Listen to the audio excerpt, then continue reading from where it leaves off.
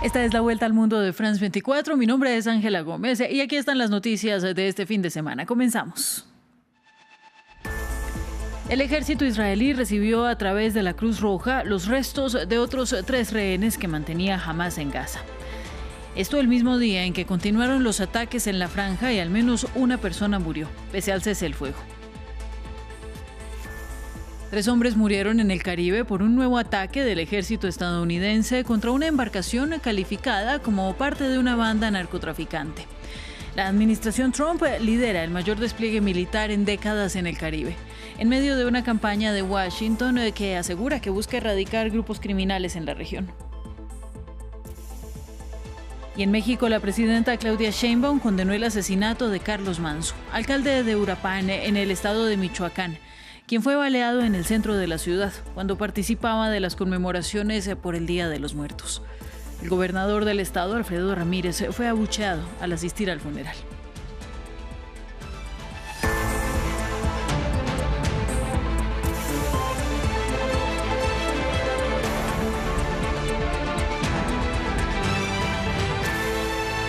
Estas son las noticias. En la franja de Gaza, el ejército israelí anunció que recibió de la Cruz Roja los restos que entregó Hamás y pertenecerían a otros 3 rehenes del grupo islamista que mantenía en el enclave palestino.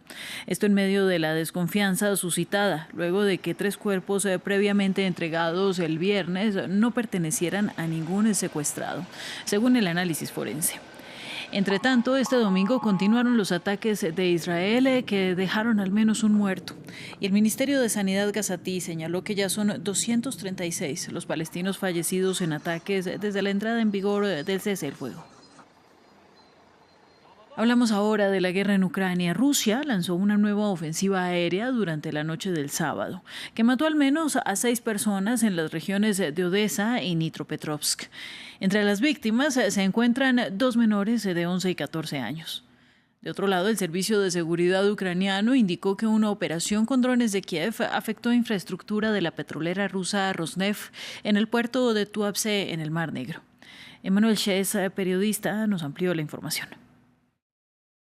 Aquí en Ucrania los ataques rusos siguen cada día. La pasada noche casi 80 drones y 2 misiles fueron lanzados y aunque la mayoría fue interceptada, varias regiones resultaron duramente afectadas, entre ellas Dnipro, Odessa, Gerson y Donetsk. En total, 15 personas murieron, entre ellas 2 niños. Se trata de víctimas civiles, mientras que las infraestructuras energéticas fueron también atacadas, y eso después de meses de bombardeos rusos que, según Kiev, buscaron aniquilar la producción energética del país. Y aunque las grandes ciudades como aquí en Kharkiv o Kiev sufrieron cortes de electricidad de algunas horas, las comunidades más aisladas padecieron más esta situación. Y el gobernador de la región vecina de aquí, de Donetsk, anunció un apagón total en la región, lo que significa que los miles de civiles que todavía vivían en el tercio de la región aún libre quedaron sin electricidad en ese momento. El ejército estadounidense atacó otra embarcación en el Caribe que fue calificada como transportadora de narcotráfico. 3 hombres a bordo murieron. La administración Trump continúa así el mayor despliegue militar en décadas en el Caribe, en medio de una campaña que Washington asegura busca erradicar a grupos criminales y carteles del narcotráfico en la región. Uno de ellos, según Trump, liderado por Nicolás Maduro. Nos lo cuenta Jesús Yajure.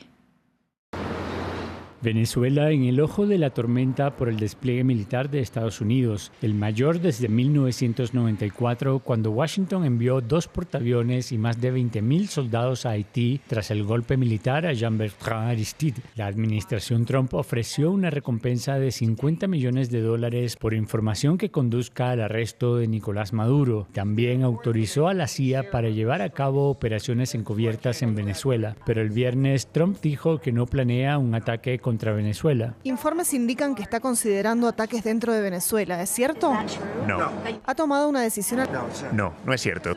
Mientras tanto, la militarización de la región es un hecho. Según la agencia Reuters, Estados Unidos prepara operaciones que podrían respaldar acciones en Venezuela. Además, moderniza la antigua base naval de Roosevelt Roads en Puerto Rico y construye instalaciones en San Juan y en Islas Vírgenes. Un despliegue militar que comenzó en agosto con el envío de aviones de combate F-35, 13 buques de guerra y 5 de apoyo, submarinos nucleares y miles de soldados. 3 buques destructores con misiles guiados también han sido enviados a la región. Al menos una docena de aviones espía ha sobrevolado sobre la costa de Venezuela. Lo que expertos afirman es un esfuerzo por recopilar inteligencia en la región. Más recientemente, Estados Unidos anunció el traslado del portaaviones Gerald Ford, el más grande del mundo, que zarpó desde el Mediterráneo armado con misiles cruceros Tomahawk, bombarderos B-1 y B-2 y fuerzas especiales. Funcionarios estadounidenses dijeron a The Wall Street Journal que en caso de ataques, Estados Unidos se centraría en objetivos militares usados en el tráfico de drogas,